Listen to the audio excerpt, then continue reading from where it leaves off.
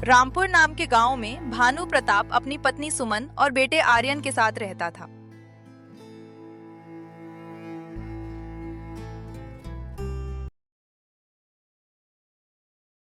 एक दिन वो अनाज लेने रामपुर आया हुआ होता है। उसे गांव में ही शाम हो जाती है तो वो सोचता है, क्या करूं? आज तो बहुत देर हो गई है, रात भी होने वाली है। आज तो समय का पता ही नहीं चला। अगर मैं अब शहर की तरफ जाऊंगा तो पता नहीं घर कब पहुंचूंगा। मुझे लगता है आज रात मुझे इसी गांव में रुक जाना चाहिए। लेकिन मैं किसके घर पर रुकूं?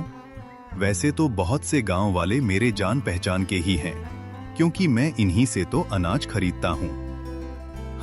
लेकिन अगर मैं उनमें से किसी के घर में रुका तो किसान के भाव बढ़ जाएंगे। यह किसी का एहसान लेने जैसा हो जाएगा और मुझे अगली बार कम पैसे में अनाज खरीदना पड़ेगा। नहीं नहीं, इन किसानों के घर रुकना मेरे मान सम्मान के लिए ठीक नहीं है। इसमें मेरा ही घाटा होगा। वो ये सब सोच ही रहा था, तभी वहाँ से भानु प्रताप सब्जियां बेचकर खाली टोकरी लिए घर की तरफ जा रहा होता है और सेठ जी को रास्ते में देख भानु प्रताप रुक जाता है और बोलता है, अरे सेठ करोड़ीमल जी, आप तो वही हो ना जो हमारे गांव से अनाज ले जाते हो। शहर वाले, आप अभी तक गए नहीं शहर? अब तो बहुत शाम हो गई है, कुछ ही देर में रात हो जाएगी। आपको अब तक निकल जाना चाहिए था। वैसे आप यहाँ कर क्या रहे हैं? कुछ परेशानी है क्या? भानु प्रताप को देख सेठ सोच में पड़ जाता है और मन ही मन सोचता है, अरे हाँ, मिल गया रास्ता। मुझे इस भानु प्रताप को बलि का बकरा बनाना चाहिए। ये तो किसान भी नहीं है, वैसे भी ये तो सब्जी और फल बेचता है। इससे आज तक मैंने ना कुछ खरीदा है और ना ही मुझे आगे कोई जरूरत पड़ेगी। गांव में और किसी के पास से मदद मांगूंगा तो बदले में अनाज के दाम ज्यादा देने पड़ेंगे। लेकिन अगर इससे मदद मांगूंगा तो इसके बदले में यह कुछ नहीं मांगेगा, क्योंकि यह खेती-बाड़ी तो करता नहीं, तो यह मुझे अनाज अरे क्या हुआ सेठ जी, कहाँ खो गए आप? हाँ भानु प्रताप, देखो ना, पता ही नहीं चला कब शाम हो गई। मैं वही सोच रहा था कि आज रात मुझे यहीं गांव में रुक जाना चाहिए। इतनी रात गए यहाँ से निकलना मुझे सही नहीं लग रहा, क्योंकि मेरे पास कुछ धन भी है। रात में कोई लुटेरे मिल गए तो इसलिए मैं सोच रहा था कि यहीं रुक जाऊं। लेकिन मुझे रखेगा कौन? किसके घर पर रुकूं? पता नहीं कोई इस बात के लिए राजी होगा भी या नहीं। और मुझे किसी को तकलीफ देना अच्छा भी नहीं सोचा कि इस गांव में ही कहीं कोना देखकर रात गुजार लूंगा। अरे नहीं नहीं सेठ जी, आप कैसी बातें कर रहे हैं? आप तो हमारे लिए अतिथि जैसे हैं और अतिथि भगवान के रूप होते हैं। आप एक काम करिए, मेरे घर चलिए। आप रात भर मेरे यहाँ रुक जाइएगा और कल सुबह होते ही चले जाना। नहीं नहीं भानु प्रताप भाई, तुमने कह दिया इतना ही काफी है मेरे लिए। मैं किसी को तकलीफ नहीं देना चाहता। तुम्हारा भी तो परिवार है ना, तुम्हारी पत्नी बच्चे, उन्हें भी दिक्कत होगी। रहने दो, मैं यहीं ठीक हूं। अरे नहीं नहीं सेठ जी, हमें कोई तकलीफ नहीं है और ना ही मेरे बीवी बच्चों को तकलीफ होगी। आप उसकी फिक्र मत करिए, आप चलिए मेरे साथ। वैसे भी हमारा घर 2 कमरे का है। आप एक कमरे में रह जाना, मैं और मेरा परिवार एक कमरे में सो जाएंगे, तो कोई दिक्कत नहीं होगी। आप चलिए मेरे साथ। अच्छा ठीक है, अब तुम इतना कह ही रहे हो तो मैं चलने के लिए तैयार हूं। वैसे भानु प्रताप, तुम्हारा बहुत बहुत धन्यवाद। तुम्हारा तो मुझसे कोई लेन देन भी नहीं है, फिर भी तुमने मेरी इतनी मदद की। सचमुच तुम बड़े ही नेक दिल इंसान हो।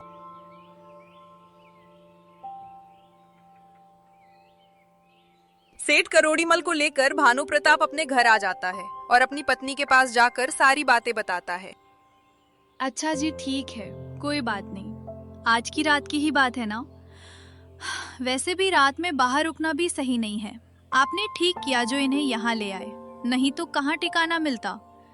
वैसे मैं खाना बनाने जा ही रही थी, उनके लिए भी बना देती हूँ। वो अभी तो भूखे ही होंगे ना। सुमन खाना बनाने लगती है, फिर सभी लोग बैठकर खाना खाते हैं।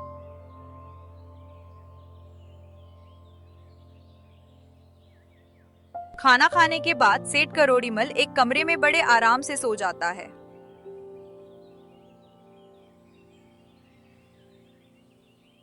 अच्छा भानु प्रताप, अब मैं चलता हूं। तुम्हारा बहुत बहुत धन्यवाद।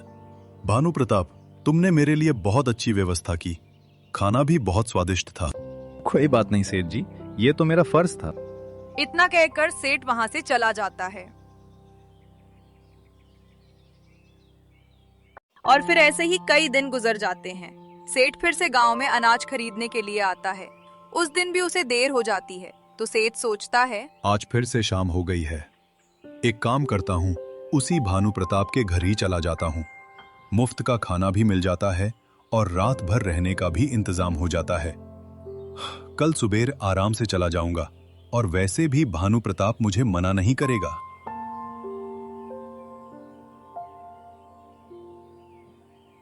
यही सोचकर सेठ भानु प्रताप के घर चला जाता है और उसे बोलता है, भानु प्रताप भाई, आज मुझे फिर से देरी हो गई।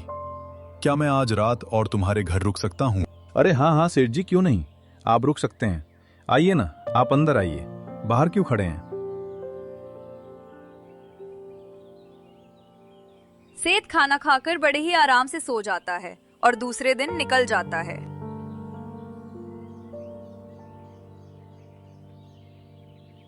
ऐसे ही दिन गुजरते चले जाते हैं और ये सिलसिला ऐसे ही चलने लगता है।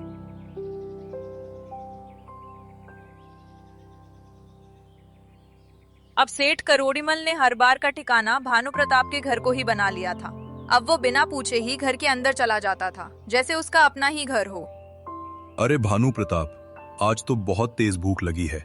अपनी पत्नी से कहकर मेरे लिए खाना बनवा दो जरा। जी सेठ जी, मैं अभी अपनी पत्नी को बोलता हूँ। भानु प्रताप अपनी पत्नी के पास जाकर बोलता है, अरे ये क्या है जी, अब ये तो हर बार हमारे ही घर आने लगे हैं। हमारा घर क्या कोई धर्मशाला है? माना एक बार हो गया, 2 बार हो गया, लेकिन ये तो हर बार का हो गया इनका। पहले ही हम जैसे तैसे अपना गुजारा करते हैं, ऊपर से ये सेठ आए दिन आ जाता है। ये नहीं कि हमारी थोड़ी मदद कर दे, थोड़ा बहुत अनाज हमें दे दे, लेकिन नहीं, मुझे लगता है ये सेठ अब जानबूझकर हमारे घर आता है ताकि उनको घाटा ना हो और मुफ्त में इनका काम बन जाए। गांव में और भी तो घर हैं और बहुत सारे लोग तो इससे व्यापार करते हैं, अपना अनाज बेचते हैं। ये उन लोगों के घर जाकर क्यों नहीं रुकते? बार बार ये हमारे घर क्यों आ जाते हैं, जबकि हमारा तो उनसे कोई लेन देन भी नहीं है। अरे सुमन, जरा धीरे बोलो, वो सुन लेंगे तो अच्छा नहीं लगेगा। जाने दो ना उन्हें, जरूरत है तभी तो आते हैं। उनका तो शहर में बहुत बड़ा घर है, लेकिन फिर भी वो हमारे घर पर ठहरते हैं। उनकी कोई मजबूरी है सुमन, नहीं तो हमारे घर पर क्यों ठहरते? तुम उनके बारे में ऐसा मत सोचो। जब पहली बार हमारे घर आए तो उन्होंने मना किया था, पर मैंने ही उन्हें जबरदस्ती हमारे घर ले आया। वो तो बाहर ही रुक रहे आप थे। भी ना बाहर रुक रहे थे तो रुकने देते। वो कौन सा आपके रिश्ते में है जो बार बार उन्हें घर पर लेकर आते हो? और अब तो वो पूछना भी जरूरी नहीं समझते, सीधा अंदर घुस आते हैं जैसे कि उनका ही घर है। ये तो कोई बात नहीं हुई ना। जाने दो ना सुमन, वो कौन सा रोज रोज हमारे घर आते हैं? कभी कभी देर हो जाती है तो आ जाते हैं। आप भी क्या बोले जा रहे हो? कितने दिन तो हो गए वो हमारे घर, ना जाने कितनी बार आ चुके हैं। अब ये तो हमेशा का ही हो गया है। आपसे कुछ भी बोलने का कोई फायदा नहीं, आप तो अपने ही चलाएंगे ना। जाइए आप बाहर जाकर उनके पास बैठिए। उसके बाद वो सेठ खाना खाकर फिर से आराम से सो जाता है और सुबह होते ही निकल जाता है।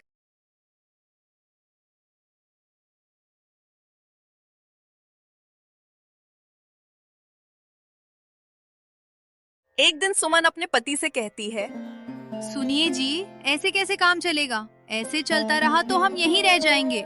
हमें आगे की भी सोचनी चाहिए, आर्यन के बारे में सोचना चाहिए। यहाँ गांव में तो कोई सब्जी खरीदता नहीं है जिससे ना के बराबर मुनाफा होता है। इतने पैसे से हमारा गुजारा भी नहीं हो पाता।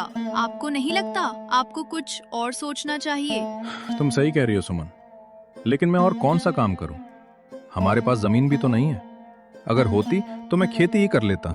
माना कि हमारे पास जमीन नहीं है, लेकिन एक काम तो कर ही सकते हैं। गांव में सब्जियां बेचने से अच्छा है आप शहर जाकर सब्जियां बेचें। शहर में ज्यादा लोग सब्जियां खरीदते हैं और दाम भी बहुत अच्छा मिलता है, और आप उन्हें ताज़ा सब्जियां देंगे तो देख लेना हमारी सब्जी का व्यापार बहुत अच्छे से चलने लगेगा। हाँ सुमन, तुम बिल्कुल सही कह रही हो। ये मेरे दिमाग में क्यों नहीं आया? मैं अब शहर जाकर ही सब्जियां बेचूंगा। लेकिन सुमन, शहर तो बहुत दूर है। अगर मैं सब्जियां बेचने शहर जाऊंगा तो मुझे आते आते देर हो जाएगी, और इतनी रात को मैं घर कैसे आ पाऊंगा? शहर में तो हमारा कोई जान पहचान वाला भी नहीं है जिसके यहाँ रुक सकूं। अरे जान पहचान वाला है ना वो सेठ जी, जो हमारे घर पर अक्सर आना जाना करते हैं। उनका घर वहीं शहर में ही तो है। आप एक काम कीजिए, आप सब्जियां बेचकर उन सेठ जी के घर रुक जाया करिए, और मैं ये देखना चाहती हूँ कि वो सेठ जी आपको अपने घर पर रुकने देते भी हैं या नहीं। हाँ सुमन, तुमने सही कहा। वो सेठ जी तो शहर में ही रहते हैं, वो मुझे अपने घर पर जरूर रुकने देंगे। वैसे भी वो इतने दिनों से हमारे घर पर आ रहे हैं, तो वो मुझे क्यों मना करेंगे। आप बहुत बोले हो, आप लोगों को नहीं जानते। आप देख लेना, मुझे नहीं लगता कि वो आपको अपने घर पर रुकने देंगे। देख लेना, जरूर कोई ना कोई बहाना बनाकर आपको भगा देंगे। मैं लोगों को अच्छी तरह से जानती हूँ। लोग बहुत एहसान फरामोश होते हैं। जब उनको जरूरत थी तब वो मीठी मीठी बातें करके हमारे घर तो आ गए, लेकिन जब आपको जरूरत नहीं सुमन, तुम गलत सोच रही हो। सेठ जी बहुत अच्छे हैं, उनके मन में ऐसा कुछ नहीं है। तुम देख लेना, अब जब मुझे जरूरत पड़ी है तो वो भी मेरी सहायता जरूर करेंगे। शहर जाकर मैं उन्हीं के घर रुकूंगा, और मुझे पूरा यकीन है कि सेठ जी मुझे उनके घर पर रुकने के लिए जरूर कहेंगे। और तो और मेरी खातिरदारी भी करेंगे, क्योंकि हमने भी उनकी खातिरदारी में कोई कमी नहीं रखी थी।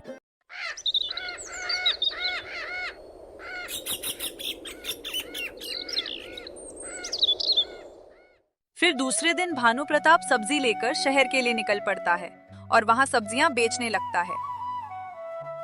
सब्जी ले लो, सब्जी, ताजा ताजा सब्जी ले लो। ताजा सब्जियां होने के कारण उसकी बिक्री बहुत अच्छे से हो जाती है। उसकी सारी सब्जियां बिक जाती हैं।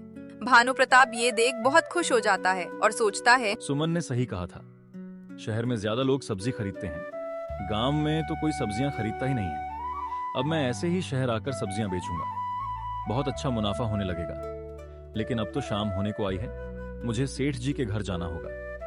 कल सुबह होते ही मैं निकल जाऊंगा।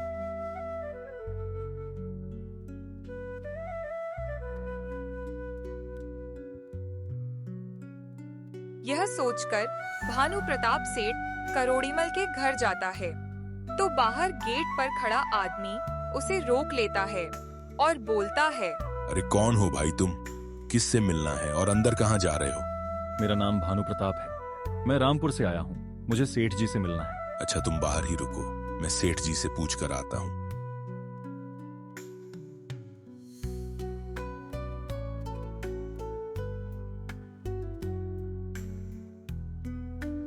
सेठ जी, बाहर कोई आदमी आया है, बोल रहा था उसका नाम भानु प्रताप है, रामपुर से आया है, उसे आपसे मिलना है। क्या उसे अंदर भेज दूं? नहीं नहीं, मैं उसे अच्छी तरह से जानता हूं। उसे अंदर भेजने की कोई जरूरत नहीं है। तुम उसे जाकर कह दो मैं घर पर नहीं हूं और मेरी पत्नी घर पर अकेली है, तो अंदर आने की कोई जरूरत नहीं है। उसे बाहर से ही भगा दो।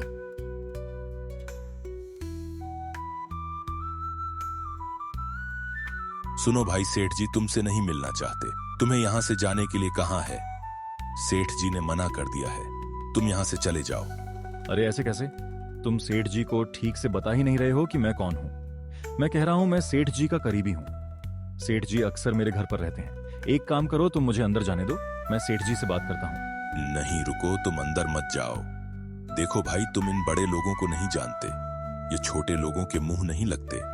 भले ही यह तुम्हारे घर ठहरते होंगे, लेकिन अब वह तुम्हें अपने घर पर रुकवाना नहीं चाहते। दरअसल सेठ जी घर पर ही हैं, लेकिन उन्होंने मुझे यह कहा कि मैं तुमसे कह दूं कि वह घर पर नहीं है और उनकी पत्नी अकेली है।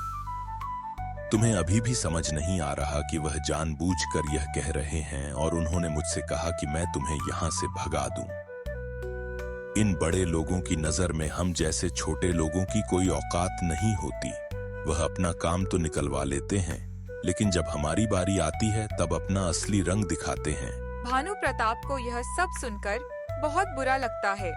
उसका दिल पूरी तरह बैठ जाता है। वह पूरी तरह हैरान हो गया। इसका मतलब मेरी पत्नी सही कहती थी, मैंने ही उसकी बात नहीं मानी। मैं सेठ को समझ ही नहीं पाया। इतने बड़े शहर में मैं तो किसी को जानता तक नहीं। अब मैं कहाँ जाऊंगा, कहाँ रहूंगा, मेरे तो कुछ समझ नहीं आ रहा।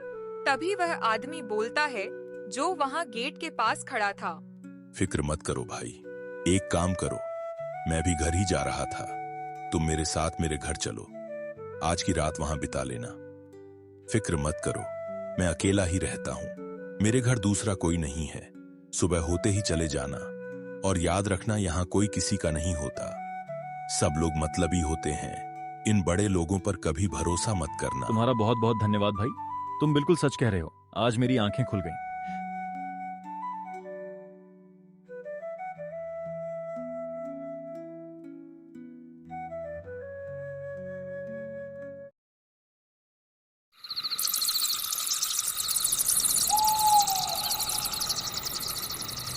भानु प्रताप उस रात उसके घर पर ठहर जाता है।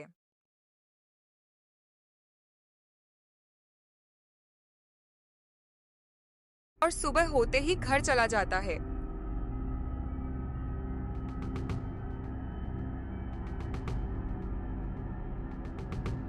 घर जाने के बाद अपनी पत्नी को सारी बात बताता है। यह सुन सुमन बोली, मैंने तो आपको पहले ही कहा था, आपने ही मेरी बात नहीं सुनी। अब आने दीजिए उस सेठ को। उसे दरवाजे से ही ना भगाया तो मेरा भी नाम सुमन नहीं, एहसान फरामोश कहीं का। इतने दिनों तक यहाँ मुफ्त में खाता रहा। हमने उसे अपना एक कमरा तक दे दिया था ताकि वह आराम से सो सके, उसे किसी बात की दिक्कत ना हो। और उसका शहर में इतना बड़ा घर होने के बावजूद उसके पास आपके लिए थोड़ी सी जगह तक नहीं थी। उसे जरा भी शर्म नहीं आई। जब आपको उसकी जरूरत पड़ी तो उसने झूठ बोलकर आपको वहाँ से भगा दिया। जाने दो सुमन, उसे ऊपर वाला देखेगा। और हाँ, आज के बाद मैं भी उसे कभी अपने घर में नहीं आने दूंगा। उसके साथ भी ऐसा ही करूंगा।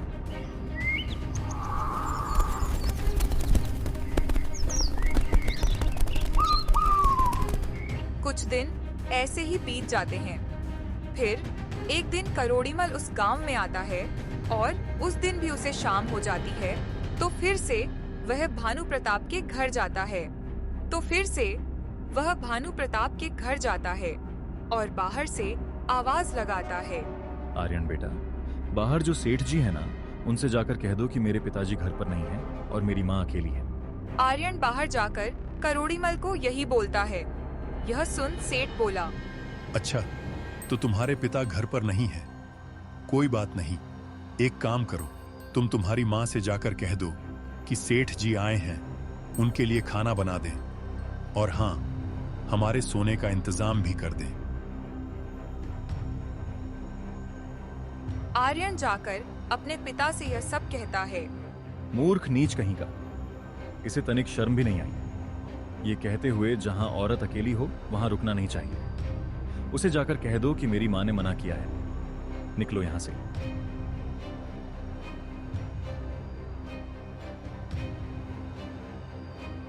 आर्यन करोड़ीमल को जाकर यही कहता है। करोड़ीमल को यह सुनकर बहुत गुस्सा आता है। वह गुस्से से पांव पटकते हुए वहां से चला जाता है।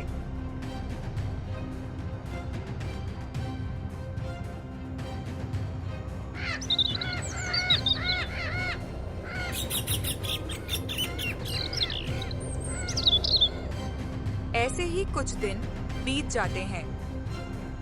एक दिन भानु प्रताप उसकी पत्नी और अपने बेटे के साथ जंगल के रास्ते दूसरे गांव जा रहे थे। तभी अचानक से जंगली जानवर उन पर हमला कर देते हैं। गांव वाले जब तक उनको बचाने आते, उससे पहले वह भानु प्रताप और उसकी पत्नी का शिकार कर लेते हैं। जैसे तैसे वह उनके बेटे को बचा लेते हैं, लेकिन भानु प्रताप और उसकी पत्नी को नहीं बचा पाते। गांव वाले मिलकर उन दोनों का अंतिम संस्कार करते हैं।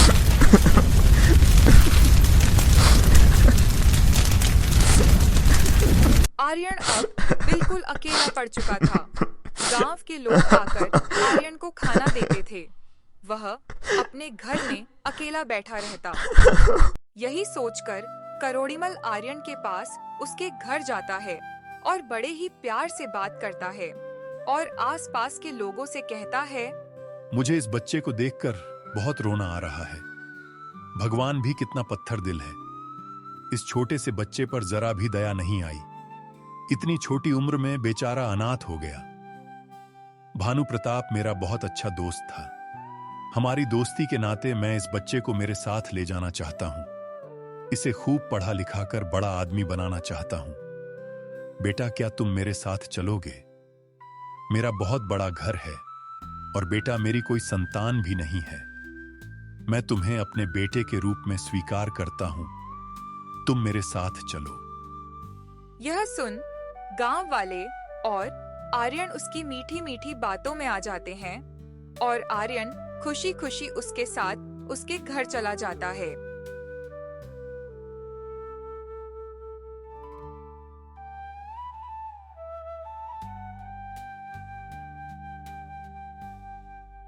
शहर आने के बाद करोड़ीमल की पत्नी सविता करोड़ीमल से कहती है, अरे यह क्या, यह किस भिखारी को उठाकर ले आए हो हमारे घर? इसकी हालत देखी है? कौन है यह लड़का? अरे सविता, यह लड़का उस भानु प्रताप का बेटा है। वह दोनों पति पत्नी अब इस दुनिया में नहीं रहे और उस गांव में भानु प्रताप का एक घर भी है, जिस घर पर मेरी कब से नजर है। मैं उस गांव में जब भी व्यापार करने जाता हूं, मेरे ठहरने के लिए वो घर मुझे चाहिए। और तो और, मैं उस जमीन पर भी व्यापार कर सकता हूं, वहां गोदाम भी बना सकता हूं, और उसके लिए मुझे इस आर्यन को वहां से निकालना था। इसलिए मैं इसे अपने साथ लेकर आया। और तुम चिंता क्यों करती हो? मैं तुम्हारे लिए मुफ्त का नौकर लेकर आया हूं। यह जीवन भर हमारी गुलामी करेगा, और वह भी मुफ्त में। तुम्हें जो काम इससे करवाना है तुम करवा सकती हो, और इसे हमें कभी तनख्वाह देनी भी नहीं पड़ेगी। यह क्या बोल रहे हो तुम? मुझे यह लड़का मेरे घर में नहीं चाहिए। हमारी एक लड़की है, वह इसके साथ रहेगी तो वह भी इसके जैसे बन जाएगी। मैं अपनी बेटी के ऊपर इसकी परछाई भी नहीं पड़ने दूंगी। यह देहाती और गवार है। हमारी बच्ची भी इसके साथ रहकर ऐसी हो जाएगी। इसकी और हमारी बच्चे की कोई बराबरी नहीं है। मैं इसे घर में नहीं रहने दूंगी। लेकिन सविता, मैं क्या करूं? यह बच्चा वहीं रह रहा था। मैं गांव वालों से झूठ बोलकर इसे यहां लेकर आया हूं। अगर मैं इसे यहां नहीं रखा तो वह घर मेरा कभी नहीं हो पाएगा, और मुझे किसी भी हालत में वह घर और वह जमीन चाहिए। तुम सोच नहीं सकती सविता, इससे हमारा बहुत फायदा हो सकता है। हमें और ज्यादा मुनाफा होगा। लेकिन अगर आपको वो घर ही चाहिए तो इस बच्चे को यहाँ रखने की क्या जरूरत है? इसे हाँ सविता, मैंने भी यही सोचा था। लेकिन यह बच्चा गांव का बच्चा है, देहाती है, बेवकूफ नहीं है। यह बहुत होशियार है। अगर मैं इसे कहीं छोड़कर आ गया तो यह कैसे न कैसे अपने घर तक पहुंच ही जाएगा और गांव वालों को मेरी सच्चाई भी बता देगा। मैं इसे कहीं भी छोड़ नहीं सकता। अगर ऐसी बात है तो आप एक काम कीजिए। इस बच्चे के हाथ पैर बांधकर इसे जंगल में फेंक आइए। इसके माता पिता की तरह इसे भी कोई जंगली जानवर शिकार बना लेगा। हाँ सविता, तुम सही कह रही हो। मैं ऐसा ही करता हूँ। करोड़ीमल आर्यन के पास जाकर उसे कहता है, सुनो बेटा आर्यन, वो कुछ लोग बोल रहे थे कि तुम्हें तुम्हारी नानी बहुत याद कर रही है। चलो, मैं तुम्हें वहां छोड़ आता हूँ। आर्यन अपनी नानी का नाम सुनकर बहुत खुश हो जाता है और खुशी खुशी सेठ जी के साथ जाने के लिए तैयार हो जाता है।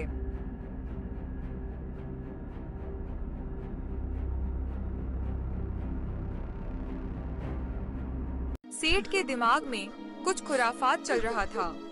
वह जंगल में जाते ही उसके हाथ पैर रस्सी से बांध देता है और वहां से चला जाता है।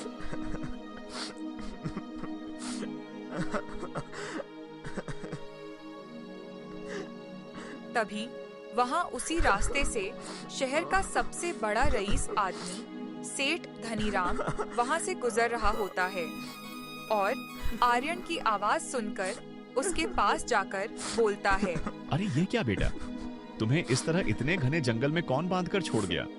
रुको, मैं तुम्हें अभी खोलता हूँ।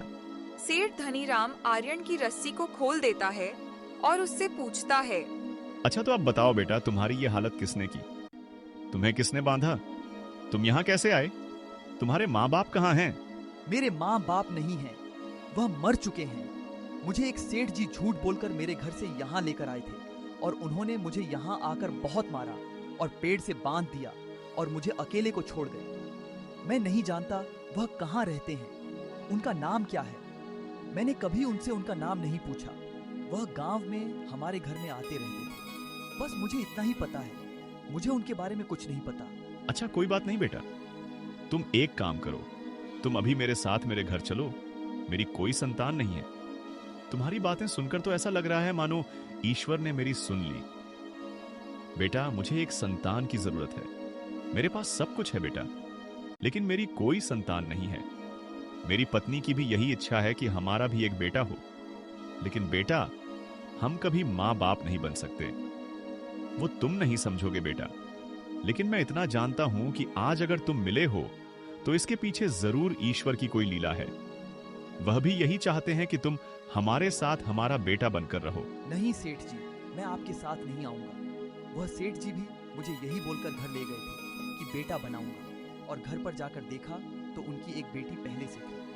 उन्होंने गांव में झूठ बोला कि उनकी कोई संतान नहीं है। आप भी झूठ बोल रहे हो। आप भी घर ले जाकर मुझे मारोगे और मुझे कहीं फेंक दोगे। मैं आपके साथ नहीं आऊंगा। देखो बेटा, अगर मुझे तुम्हें मारना ही होता तो मैं यहां आकर तुम्हें खोलता ही क्यों? तुम डरो मत बेटा, मैं उसके जैसा नहीं हूं। तुम एक बार मेरे घर पर तो चलो, मैं तुमसे वादा करता हूं। मैं तुम पर कभी हाथ नहीं उठाऊंगा। मैं तुम्हें बहुत प्यार से रखूंगा। तुम वहां चलकर तो देखो, तुम्हें बहुत खुशी होगी।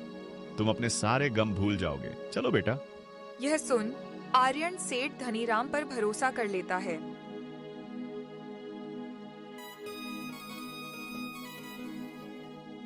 धनीराम की पत्नी मंजू आर्यन को देख बहुत खुशी होती है। देखो मंजू, मैं किसे लेकर आया हूं। आज से यह हमारा बेटा है। और फिर सेठ धनीराम मंजू को सारी बात बताता है। मंजू को आर्यन के बारे में सुन बुरा तो लगता है, लेकिन वह बहुत खुश हो जाती है कि उसे माँ कहने वाला मिल जाता है। आखिरकार ईश्वर ने हमारी सुन ली। हमें तो कभी संतान नहीं हो सकती, लेकिन उस दिन जो हमारे घर बाबा आए थे, उन्होंने हमें कहा था कि हमें तो जीवन भर कभी संतान नहीं होगी, लेकिन बहुत जल्द हमें हमारा वारिस मिलेगा। मुझे लगता है वह इसी के बारे में बात कर रहे थे। हाँ मंजू, मुझे भी यही लगता है। बेटा आर्यन, तुम्हें यह घर कैसा लगा? तुम यहाँ पर हमारे साथ रहोगे ना? हाँ सेठ जी, ये घर बहुत अच्छा है। मुझे बहुत पसंद आया। मैं आपके साथ रहूंगा। आप बहुत अच्छे हो। अरे तुम पहले यह सेठ जी कहना बंद करो। आज से तुम हमारे बेटे हो। ये तुम्हारी माँ है और मैं तुम्हारा पिता। आज से तुम हमें सेठ और सेठानी नहीं कहोगे, माता पिता कहकर ही बुलाओगे। उसके बाद आर्यन खुशी खुशी वहाँ रहने लगता है।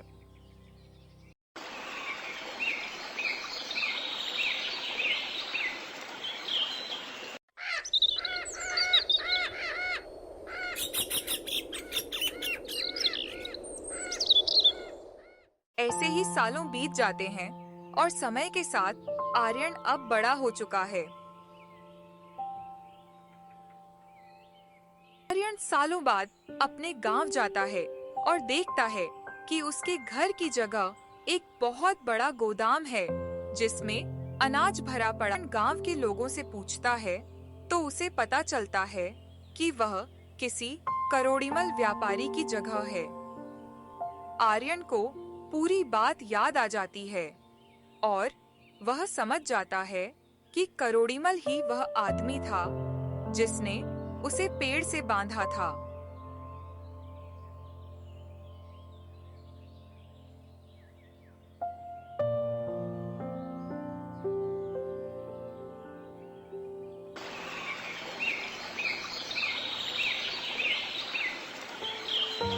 आर्यन घर जाकर सेठ धनीराम को यह सारी बातें बताता है। अच्छा, तो यह बात है। मैं उस करोड़ीमल को अच्छी तरह से जानता हूँ। बहुत ही नीच किस्म का और घटिया आदमी है और एक नंबर का लालची आदमी है। तुम फिक्र मत करो। तुम उसे ऐसा सबक सिखाना कि वह जिंदगी भर याद रखे। उसे अपने व्यापार का बहुत घमंड है ना, तुम उसका घमंड चकनाचूर करोगे। मेरे पास एक योजना है। उसकी एक बेटी है ना, तुम उससे शादी कर लो, और जब उसे पता चलेगा कि उसके पिता की सच्चाई क्या है, उसकी बेटी उससे नफरत करने लगेगी। और कोई भी बाप अपनी औलाद की नफरत सह नहीं सकता। उसका घमंड और अहंकार उसी दिन चकनाचूर हो जाएगा जब उसकी खुद की बेटी उसका मुंह देखना भी पसंद नहीं करेगी। लेकिन पिताजी, मैं उसकी बेटी से शादी कैसे करूंगा? मैं उसे जानता तक नहीं। अरे तुम चिंता क्यों करते हो बेटा? तुम सेठ धनीराम के बेटे हो, इस शहर के सबसे अमीर आदमी के बेटे। वह लालच में आकर इस रिश्ते के लिए हाँ कर ही देगा। फिर सेठ धनीराम यही करता है। वह आर्यन को लेकर सेठ करोड़ीमल के घर जाता है और उसके बेटी के लिए शादी का प्रस्ताव रखता है। करोड़ीमल यह सुनकर खुशी से पागल हो जाता है और बोलता है, अरे अरे, मुझे तो यकीन ही नहीं हो रहा कि आप मेरे घर पर आए हो। मैं बहुत भाग्यशाली हूं कि मेरी बेटी आपके घर जाएगी बहू बनकर। मैंने तो कभी सपने में भी नहीं सोचा था कि इतने बड़े घर में मेरी बेटी का रिश्ता होगा। आपके सामने तो सच में मेरी कोई औकात नहीं है।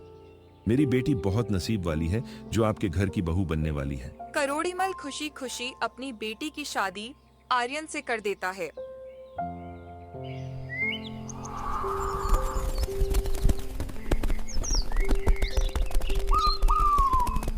एक दिन आर्यन अपनी पत्नी को उसके पिता करोड़ीमल के बारे में सारी सच्चाई बता देता है। यह सुन आर्यन की पत्नी को अपने पिता पर बहुत गुस्सा आता है। क्या आप सच कह रहे हैं? मैं सोच भी नहीं सकती थी कि मेरे पिताजी इतना घटिया काम कर सकते हैं। उन्होंने आपके साथ यह सब कुछ किया और पता नहीं कितने लोगों के साथ ऐसा किया। आपकी जान लेने की कोशिश की और वह भी आपके घर के लिए, क्योंकि वह आपका घर हथियाना चाहते थे। वह ऐसा कैसे कर सकते हैं? मैं उन्हें कभी माफ नहीं करूंगी। मैं उस घर में कभी कदम नहीं रखूंगी। मेरी नजर में वह एक खूनी है। वह तो भगवान का शुक्र है कि आप उस दिन बच गए, नहीं तो आज आप मुझे नहीं मिल पाते। मैं आपकी कसम खाकर कहती हूँ, मैं आज के बाद अपने पिताजी का कभी मुंह नहीं देखूंगी। मुझे अब उनसे नफरत हो गई है।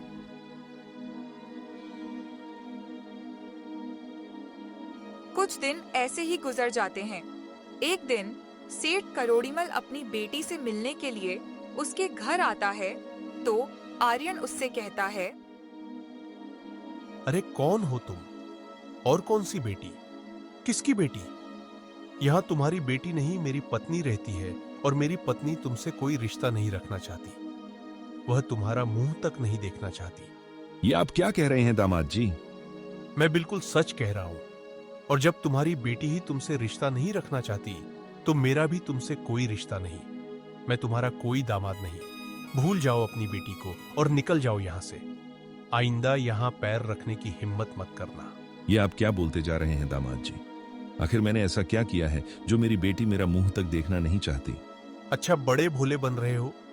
याद करो 21 साल पहले तुमने क्या किया था। याद करो तुमने बेचारे भानु प्रताप के साथ क्या किया था। याद करो तुमने उसके बेटे के साथ क्या किया था। ये सब बातें आपको कैसे पता? क्योंकि करोड़ीमल मैं ही भानु प्रताप का बेटा आर्यन हूं। तुम इतने लालची और घटिया निकलोगे मैंने नहीं सोचा था। मैं तो तुम्हारी बातों में आकर तुम्हारे घर आया था। मुझे लगा मुझे कोई तो सहारा मिला, लेकिन तुमने मेरे साथ क्या किया? तुमने मेरी जान लेने की कोशिश की और मुझे मरने के लिए जंगल में छोड़ा है। तुम्हें क्या लगा था करोड़ीमल कि तुम्हारे कर्मों की सजा तुम्हें नहीं मिलेगी? शायद तुम भूल चुके थे कि जो जैसा करता है उसे वैसा ही भरना पड़ता है। तुमने ये सब मेरी जमीन और मेरे घर के लिए किया था ना। आइंदा मेरी जमीन और घर पर पैर रखा तो तुम्हारी दोनों टांगे काट कर रख दूंगा और अभी के अभी निकल जाओ मेरी नजरों के सामने से। तुम्हारी बेटी तुमसे कोई रिश्ता नहीं रखना चाहती। करोड़ीमल यह सारी बातें सुनकर पूरी तरह से घबरा जाता है। वहाँ से निराश होकर घर चला जाता है और घर जाकर पूरी तरह से टूट जाता है। सविता, ये मेरे कर्मों की ही सजा है जो आज मेरी बेटी मेरा मुंह तक देखना नहीं चाहती। मैंने बहुत बुरे कर्म किए हैं सविता। आज मैंने अपनी बच्ची को खो दिया। आज मेरी बच्ची को मुझे पिता कहने में शर्म आ रही है। इससे बुरी बात और क्या हो सकती है मेरे लिए? आज मेरा घमंड पूरी तरह से टूट चुका है। मैं पूरी तरह से बर्बाद हो चुका हूँ सविता। तो दोस्तों, देखा कैसे लालच में करोड़ीमल ने अपना खुद का घर बर्बाद कर लिया। अब वह खुद की नजरों में भी गिर गया और अपनी बेटी के भी। हमें इस कहानी से यही सीख मिलती है कि हमें लालच नहीं करना चाहिए और ना ही किसी को सताना चाहिए।